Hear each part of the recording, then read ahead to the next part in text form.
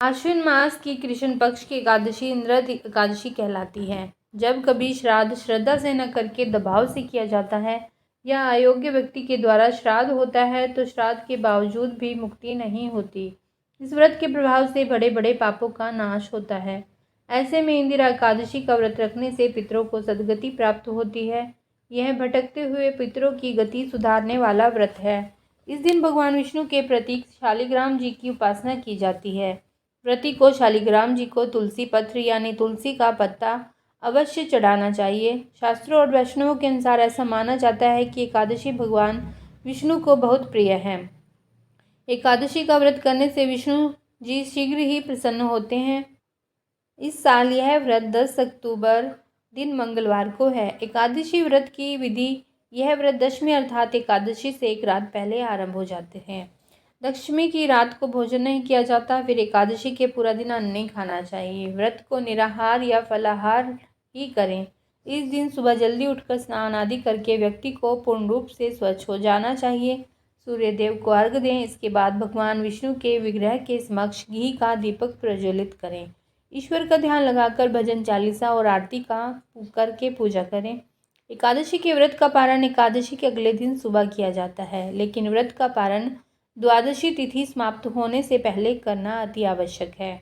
यदि द्वादशी तिथि में पारण ना किया जाए तो व्रत का फल व्रती को प्राप्त नहीं होता। एकादशी का व्रत करने वाले व्यक्ति को वैष्णव धर्म का पालन करना चाहिए। इस दिन व्रती को नाम जप अवश्य करना चाहिए। गाय को हरा चारा खिलाएं। भगवान विष्णु के समक्ष गीता का पाठ करना विशेष फलदायी होता है। कांसे के बर्तन में भोजन नहीं करना चाहिए। व्रती को अधिकांश समय भजन और प्रभु सिमरन में बिताना चाहिए। सार्वजनिक स्थान पर पीपल का पौधा लगाएं। इस दिन विशेष तौर पर चावल नहीं खाने चाहिए। रात्रि में जागरण करना चाहिए।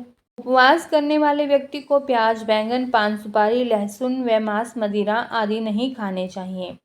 आइए सुनते हैं इंदिरा एकादशी की कथा। महिष्मतिपुरी के एक राजा थे। इंद्रसेन धर्मपूर्वक प्रजा के उद्धार के लिए कार्य करते थे, साथ ही हरि भक्त भी थे। एक दिन देवऋषि नारद उनके दरबार में आए। राजा ने बहुत प्रसन्न होकर उनकी सेवा की और आने का कारण पूछा। देवऋषि ने बताया कि मैं यम से मिलने यमलोक गया। वहाँ मैंने तुम्हारे पिता को देखा। उन्होंने बताया कि व्रत भंग होने के दोष से वो यमलोक की यातनाएं झेलने को मजबूर हैं। इसीलिए उन्होंने तुम्हारे लिए यह संदेश भेजा है कि तुम उनके लिए इंदिरा एकादशी का व्रत करो, ताकि वो स्वर्गलोक को प्राप्त कर सकें। राजा ने पूछा, कृपया करके इंदिरा एकादशी के संदर्भ में बताएं। देवऋषि ने बताया कि आश्विन मास की यह एकादशी पितरों को सद्गति देने वाली है। एकादशी के दिन इस मंत्र का उच्चारण करें। मंत्र इस प्रकार से है। अद्य स्थित्वा निराहारः सर्वभोग विवर्जितः स्वभोक्षे पुंडरीकाक्ष शरणं मे भवच्युत। व्रत में अपना पूरा दिन नियम संयम के साथ बिताएं। व्रती को इस दिन आलस्य त्याग का भजन करना चाहिए। पितरों का भोजन निकालकर गाय को खिलाएं। फिर भाई, बंधु, नाती और पुत्र आदि को खिलाकर स्वयं भी मौन धारण करके भोजन करना चाहिए। इस विधि से व्रत करने से आपके पिता की सद्गति होगी।